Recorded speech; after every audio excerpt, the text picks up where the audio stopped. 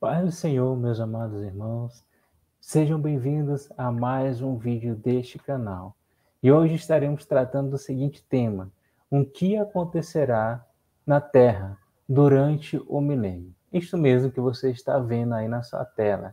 O que acontecerá na Terra durante o milênio? Ficou curioso? Vamos ver o que vem por aí. Nós iremos aprender neste vídeo o que acontecerá antes do milênio, o que acontecerá antes do milênio aqui na Terra, o que ocorrerá, quais momentos, quais questões que vão ser introdutórias no que diz respeito ao milênio, e também veremos questões que o que a Terra ganhará com o milênio, quais serão as vantagens. Nós iremos ver qual será a influência do Senhor Jesus e como ele vai governar a Terra nesse período. Nós iremos entender quem participará do milênio e também mais outros dois temas bem interessantes e curiosos, que serão aspectos importantes do milênio e o que virá depois dele. Isto mesmo, tudo que você sempre quis saber sobre o milênio aqui na Terra. Então é só ficar até o final e certamente você aprenderá. Nós iremos aprender juntos e nos aproximar não somente do conhecimento bíblico, mas principalmente do autor da palavra de Deus. Então vamos iniciar lendo um versículo muito interessante. Está lá no livro de Apocalipse, capítulo 20, versículo 6. Também já está aparecendo aí na sua telinha, e diz: Bem-aventurado e santo aquele que tem parte na primeira ressurreição. Sobre estes não tem poder a segunda morte, mas serão sacerdotes de Deus e de Cristo, e reinarão com ele 1000 anos. Bora ler isso mais uma vez? Bem-aventurado e santo aquele que tem parte na primeira ressurreição. Sobre estes não tem poder a segunda morte, mas serão sacerdotes de Deus e de Cristo e reinarão com ele 1000 anos. 1000 anos se refere a milênio. Milênio é um período exato de 1000 anos. Então, aqui está falando que felizes, santificados são aqueles que farão parte deste período, que serão sacerdotes com Deus e com Cristo. E nós podemos fazer parte do milênio, mas vamos com calma para a gente poder entender sobre esse importante tema escatológico. Antes de a gente entender sobre o milênio propriamente dito, precisamos ver que primeiro a igreja vai ser arrebatada, depois nós iremos participar do tribunal de Cristo, que será para recompensas, depois virá as bodas do Cordeiro, o mundo passará pela grande tribulação e haverá a terceira vinda de Jesus. Jesus veio a primeira vez em carne, ele virá a segunda vez no arrebatamento, ele virá a terceira vez no milênio, onde todo o olho o verá, como diz a sua palavra.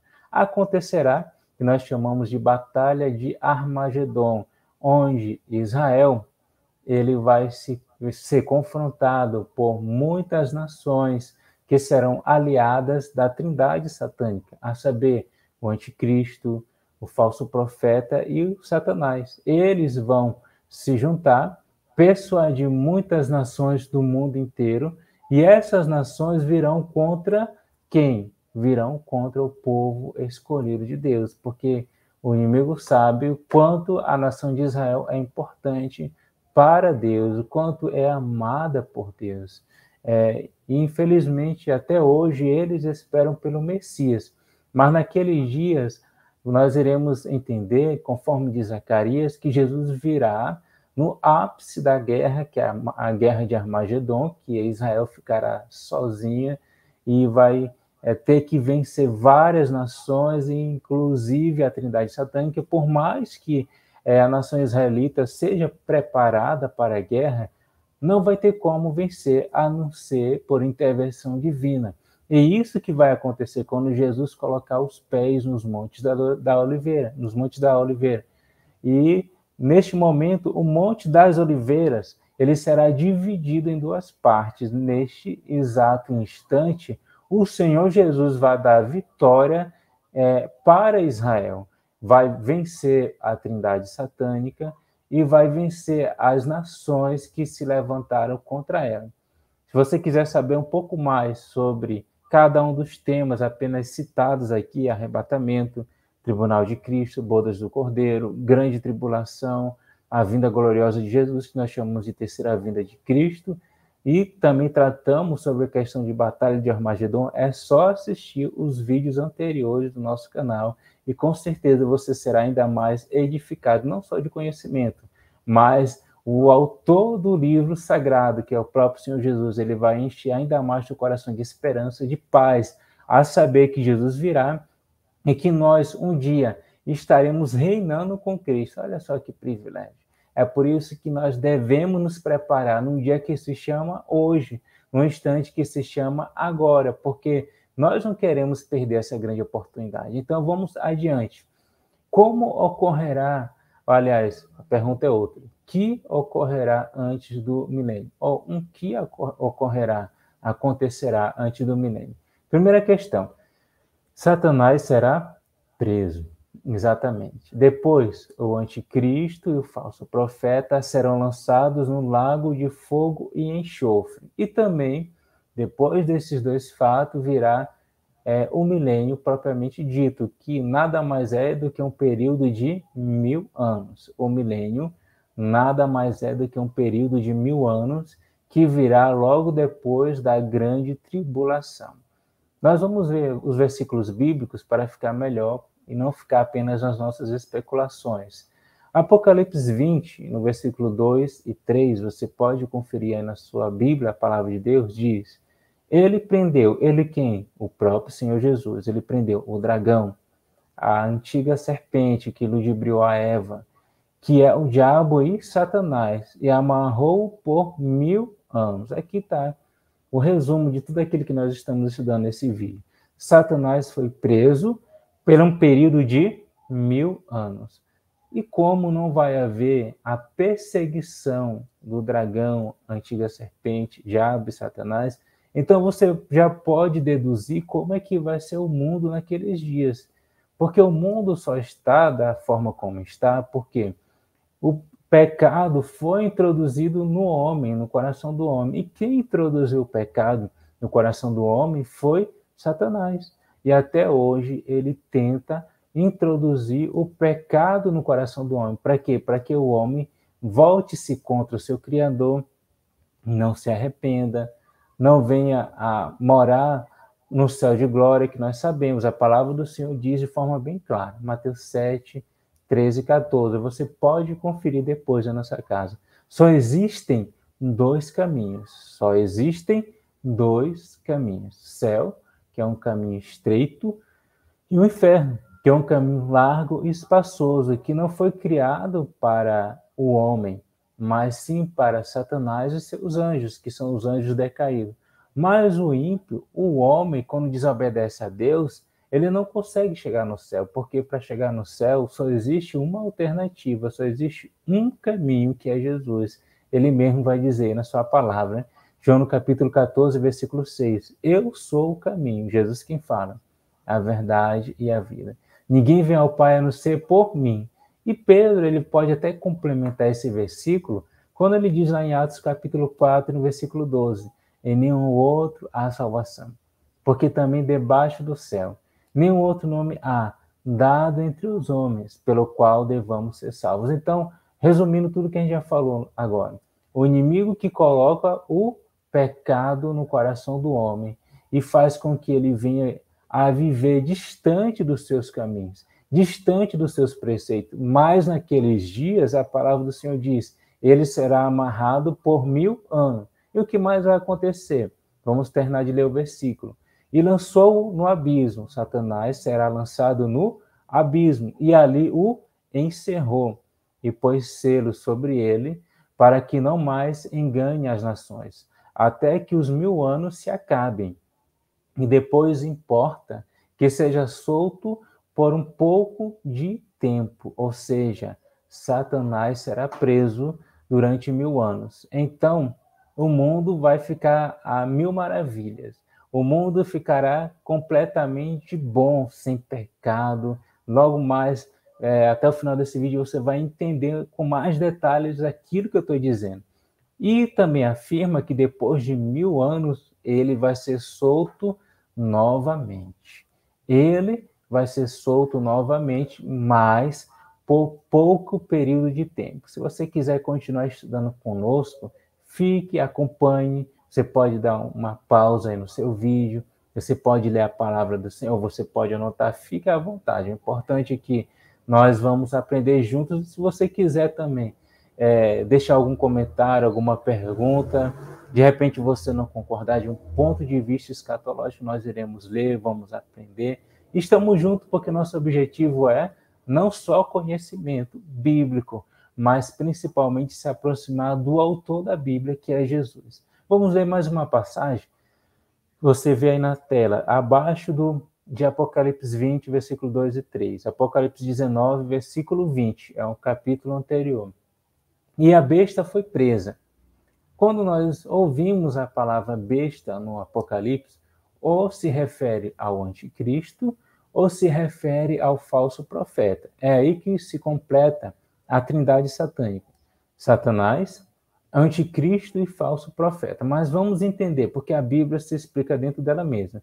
E a besta foi presa, aqui ele está falando, e com ela o falso profeta, que diante dela fizera os sinais com que enganou os que receberam o sinal da besta e adoraram a sua imagem.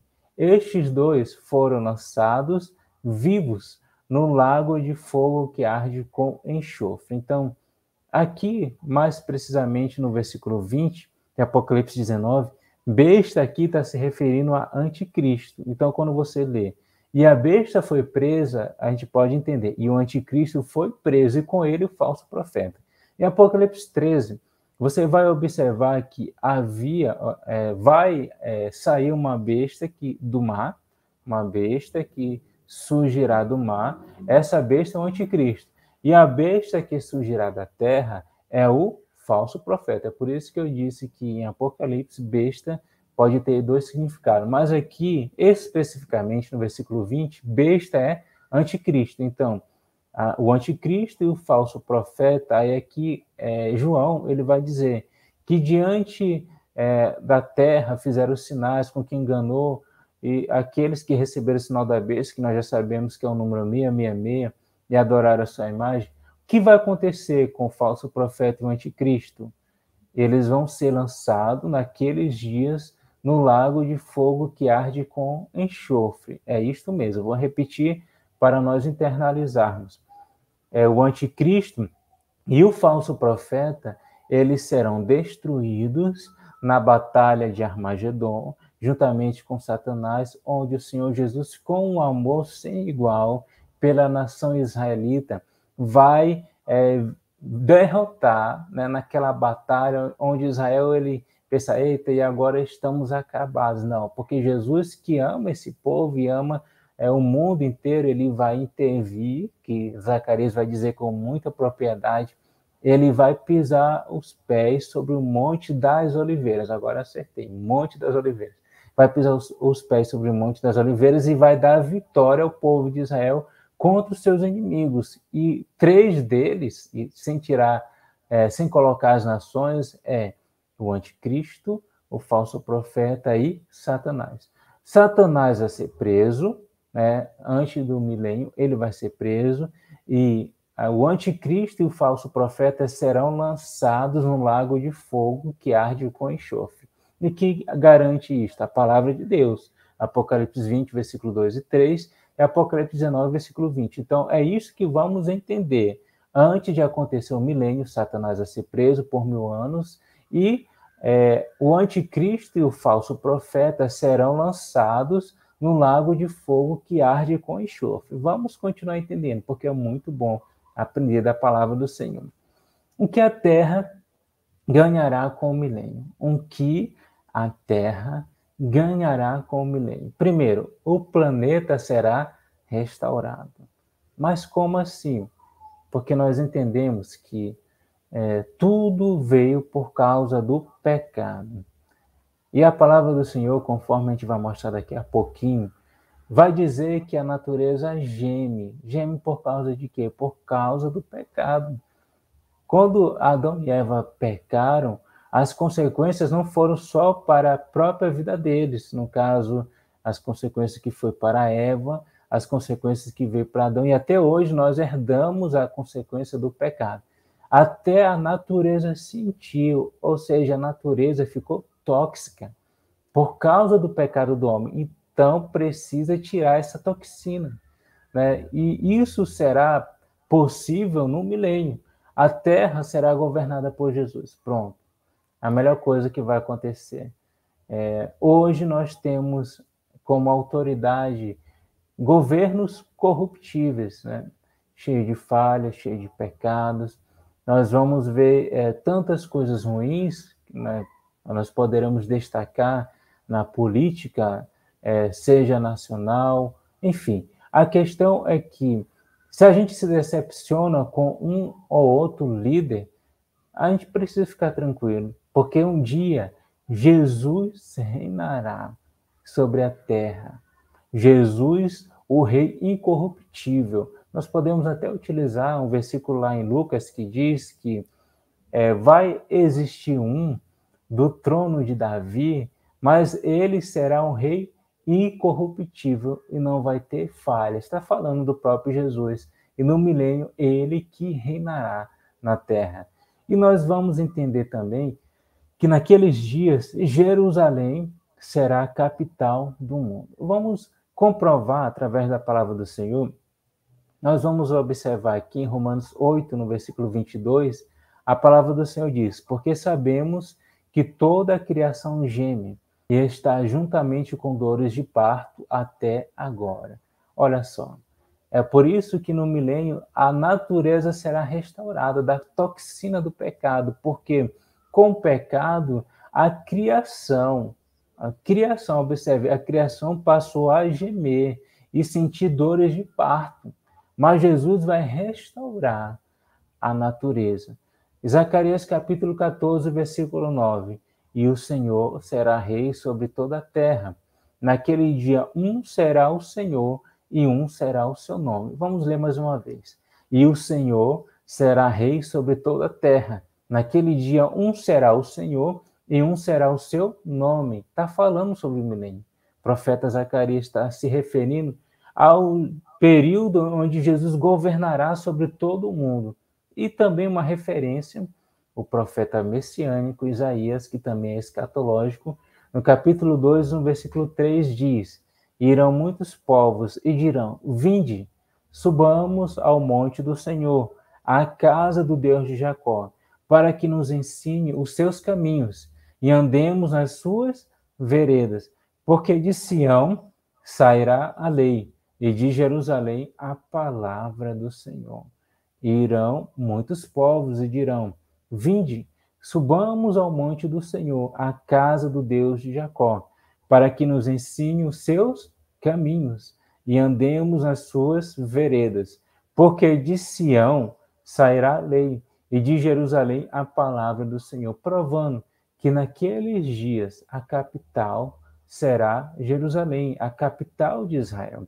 Naqueles dias a natureza será restaurada. Naqueles dias, Jesus, o Senhor, reinará por todo o mundo. Ele é o Senhor e um será o seu nome, conforme diz Zacarias. O que mais podemos aprender sobre o milênio? Ou melhor, como será o governo de Cristo, já que nós entendemos que ele que vai governar a terra nesse período de 1000 anos, como é que será o seu governo? Como era de se esperar, já foi até dito, um governo ou um reino eterno e incorruptível. Também nós vamos entender que o governo de Cristo, a igreja reinará com ele, isso mesmo. Você irá reinar juntamente com Jesus. Eu vou repetir para a gente continuar firme. Nós iremos reinar com Jesus. E mais, surgirá a nova Jerusalém. Vamos provar na Bíblia cada uma dessas afirmações. Primeiro a Timóteo 1, versículo 17. Ora, ao Rei dos séculos, imortal, invisível, Ao único Deus sábio, seja honra e glória para todo o sempre. Amém. 1 Timóteo, capítulo 1, no versículo 17, mais uma vez. Ora, ao Rei dos séculos, imortal, invisível, ao único Deus sábio, seja honra e glória para todo sempre. Amém. Assim será o governo de Jesus nos 1000 anos. Será com sua imortalidade, com a sua sabedoria, onde não haverá corrupção. Então, será o melhor período que o mundo já vivenciou desde que ele existiu. Segundo ponto, 2 Timóteo 2, versículo 12. Se sofrermos também com ele, reinaremos. Se o negarmos também, ele nos negará. Mais uma vez, se sofrermos, também com ele reinaremos. Se o negarmos, também ele nos negará. O que nós podemos colocar em prática, aprender para as nossas vidas? Nós estamos sofrendo porque às vezes passamos por dificuldade. A Bíblia fala, palavras do próprio Jesus, no mundo tereis aflições, mas tende bom ânimo, porque eu venci o mundo. Mas se nas aflições ou nas alegrias dessa vida, se nos momentos bons ou ruins nós permanecermos com Cristo, a promessa é essa, também com Ele reinaremos. Se sofrermos com Ele, aguentando firme, perseverando até o fim, também com Ele reinaremos. Que nós possamos internalizar essa promessa para a nossa vida. Se sofrermos com Ele, também com Ele reinaremos. E mais, Gálatas capítulo 4, no versículo 26. Mas a Jerusalém que é de cima é livre, a qual é mãe de todos nós. Mais uma vez, Gálatas 4, versículo 26.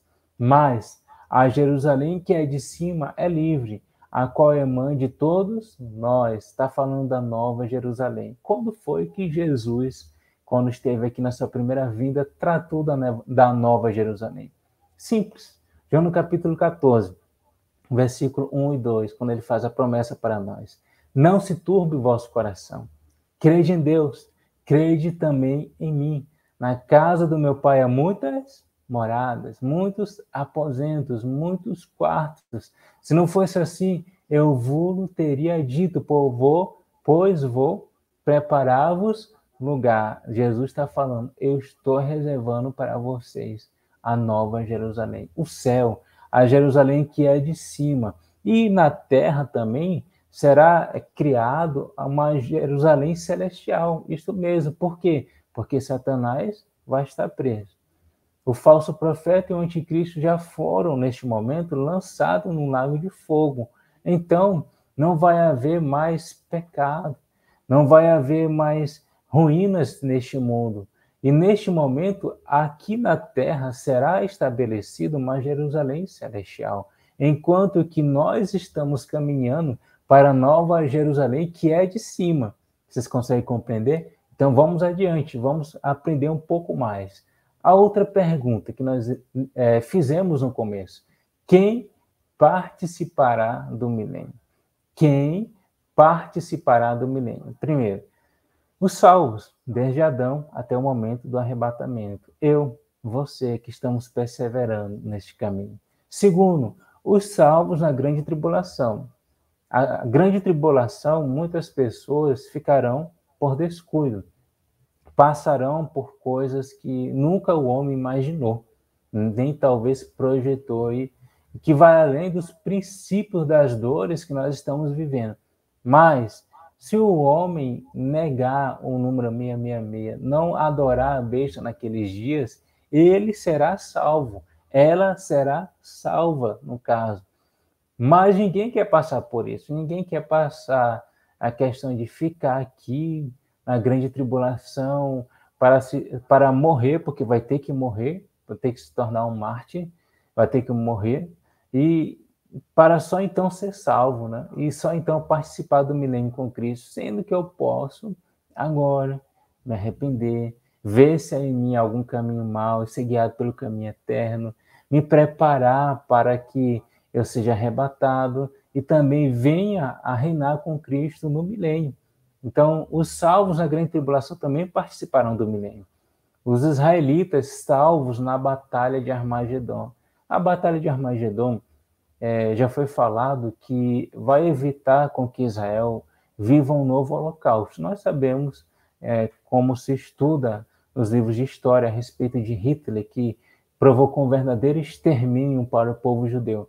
E naquele dia onde o anticristo, onde as nações que são aliadas a ele se juntaram contra Israel, e o que acontecerá? Jesus vai livrar com que o povo de Israel sofra uma vez mais.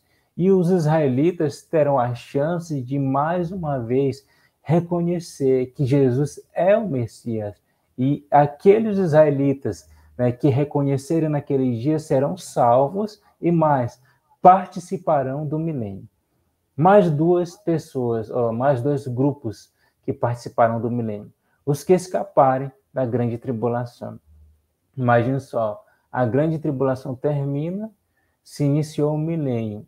Ainda vai ter um pequeno grupo de pessoas remanescentes, né? Vai entrar no milênio, vai entrar nesse período onde vai reinar com Cristo.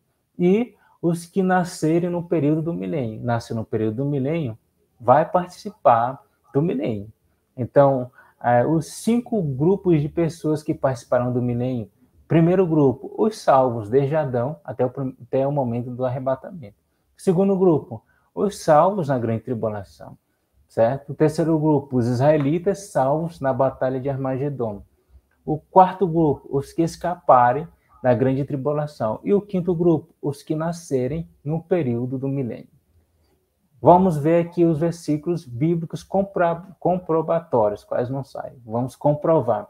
Apocalipse 7, no versículo 14. E eu disse-lhe, Senhor, tu sabes. E ele disse-me, estes são os que vieram da grande tribulação e lavaram as suas vestes e as branquearam no sangue do Cordeiro. Vamos ler mais uma vez.